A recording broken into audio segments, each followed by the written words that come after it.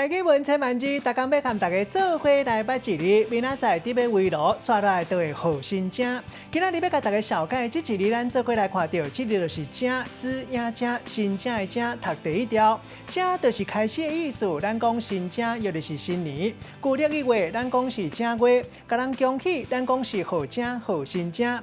另外，咱较常用到的音是正。这个意思就是无偏嘛无歪位一边，卡数物件若是放无对中，咱讲无正。另外正式的，咱讲是真正的正港的。右边咱台语惯势讲正平，若上界大门，咱讲是正门。传统的咱讲是正宗，时间拄好1点钟，咱讲3点正。若拄好，咱讲正着时，正中道。另外，这个文音读作正，像咱讲正人君子。带大家做伙来小解这两个词，咱拢是用正来做的。头一个读作新正年头，也就是新正年过年这段时间，有人讲是正月时、正月时啊。一般就是讲旧历29暝一直到元宵旧历15。第二个词读作正月正时，嘛是同款意思。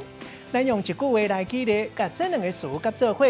譬如讲新正年头见面，大家拢会讲好话，好心情，做好代，好运就会旺旺来，大家平安顺遂，钱趁甲袂富开。